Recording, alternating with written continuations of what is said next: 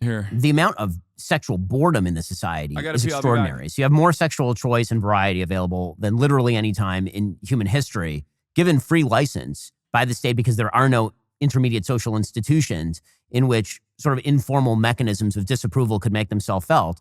And one of the things it turns out psychologically that human beings are turned on by is taboo.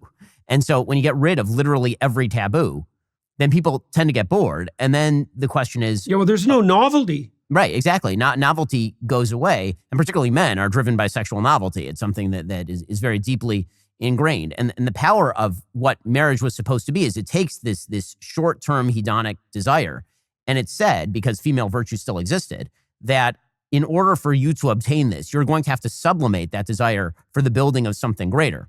I mean, the part of Freud that everybody ignores is the part where Freud actually is in favor of sublimation. Yeah, right? Right. It's only later psychologists and philosophers who suggest that sublimation needs to be destroyed and done away with in order to free all forms of human artistic and material expression. But Freud never says that. Freud says you actually have to sublimate a lot of those short-term hedonic desires to something higher. But again, that gets back to kind of the fundamental premise that you were speaking to, which is there is this narrative of accepted values that we all used to live inside of. And when you destroy that narrative by saying for some reason that it's not true because it's not coming out of your own head, well, once that happens, we don't hold the common narrative. There are no common narratives. And if there are no common narratives and everything is then acceptable, then what? Bro, I know why your sexual boredom is running rampant. You're bitchless because you're yapping like this, okay? If you just did a little less of this, okay, in the direction that you're doing it, maybe you'd have an easier time, okay? Put that mouth to work. Eat your wife's pussy, dog. Goddamn, dude. Goddamn.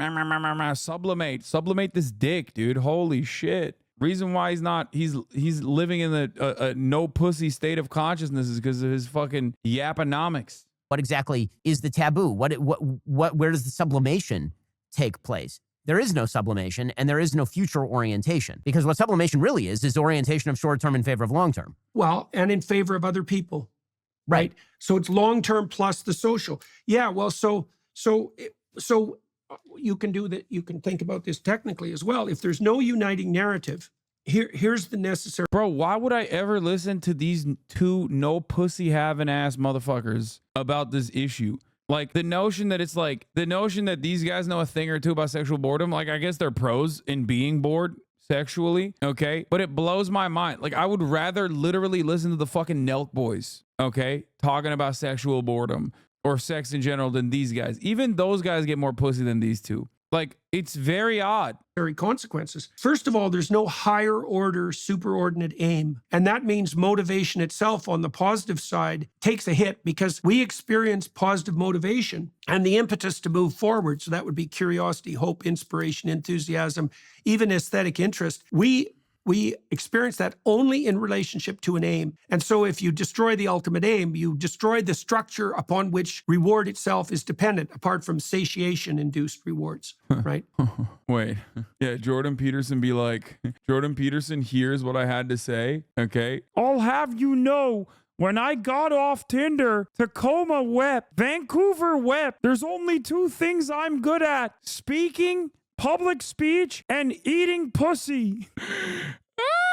Do you have any idea who the fuck you are talking to? When I got off Tinder, because of the fucking quarantine, which was fake, mind you, and cooked up by the Chinese communists, Vancouver wept, even ignoring the fact that I have a girlfriend and a daughter. Even if we're just talking like randos, I'm 2 hours away right now from being inside someone else. I have two skills. It's non-monogamy and speaking publicly. Okay, do some fucking research. And they produce quiescence, not movement forward.